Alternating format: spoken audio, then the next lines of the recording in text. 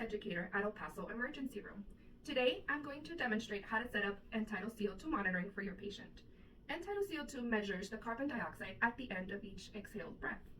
Now, one of the main instances where you can use capnography for, because you can use it on every patient, but specifically in cases like cardiac arrest, respiratory patients, or sedated patients during moderate sedation. The American Society of Anesthesiologists endorses capnography as a standard of care for general anesthesia, as well as for every moderate and procedural sedation. Capnography helps clinicians detect early warning signs of ventilatory compromise earlier than pulse oximetry readings. First, let's break down the terminology. Capnometry is just the numerical reading you will see on the monitor. Capnography pairs with those numbers with an interpretable graph, like this one. The waveform is called a capnogram. You will pair a capnogram with capnometry and you will get capnography. The normal range for capnography is 35 to 45 millimeters of mercury. Now I'm going to break down a capnogram. This is a visual representation of what is happening with every breath. You will see the different phases. Phase 1 is the inspiratory baseline, where the carbon dioxide gases should be at 0. Phase 2 is the expiratory upstroke. This is the beginning of exhalation. It goes up sharply from 0 to the normal range of 35 to 45. Phase 3 is the expiratory plateau. This is where your patient is pushing out the most amount of carbon dioxide they can for a designated amount of time. You will see a nice flat line there. The sensor is picking up all that rich CO2 gas, and as it comes to an end point right here, this is where your device will measure the end-tidal CO2. So that's where you get your reading, the 35 to 45.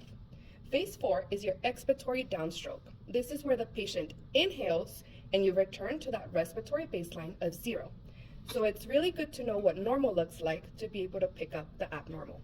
If you have a patient that will be going under IV moderate sedation, you will need 3 things to set up. First, the module with end-tidal CO2 monitoring capabilities.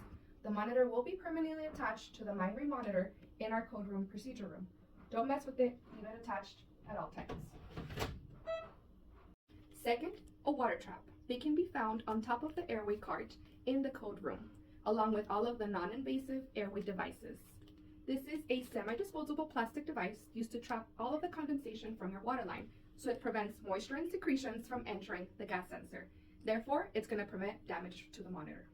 Water should not be here, so you're going to open up the water trap from its individual packaging. You're going to find the 2 prongs, and you're going to align them with the module.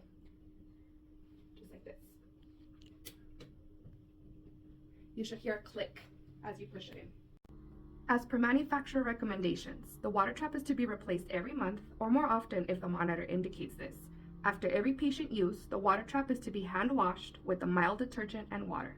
Thoroughly rinse and dry the container before the next use. To remove the water trap from the module, compress the wings on the side of the trap and pull out. To empty the water trap, twist the container, empty the container, and reinstall the water trap to the module. And third, a nasal cannula sampling line. They come in pediatric and adult sizes. They are the green ones.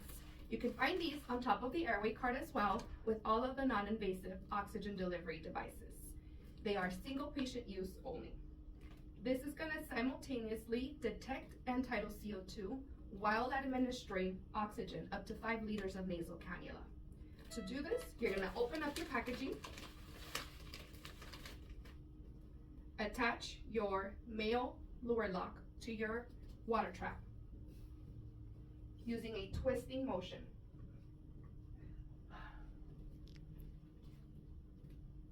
Connect your nasal cannula to your patient.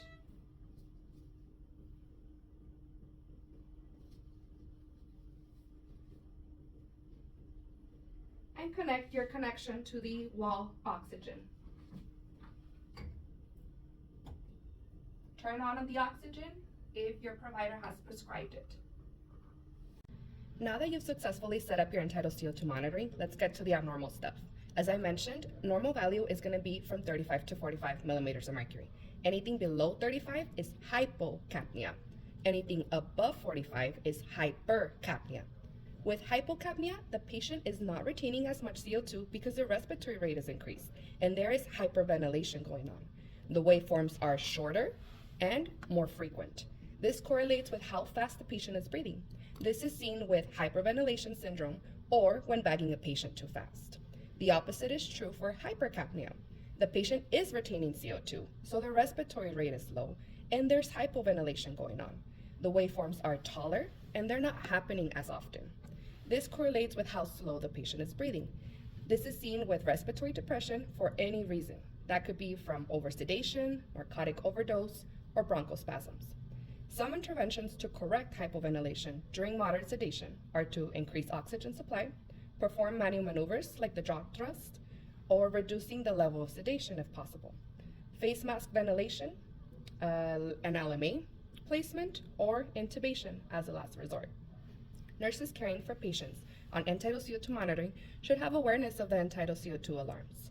In the event a patient alarm sounds, first assess the patient for distress, check the airway for occlusion, remove any obstructions, adjust any twisted tubing. If the patient isn't in distress and you don't see a need for immediate intervention, determine why the alarm sounded, and as always, follow your physician's orders. In closing, end-tidal CO2 monitoring provides healthcare professionals with real-time data to make clinical decisions that support patient safety and optimal outcomes, while minimizing the need for additional invasive procedures.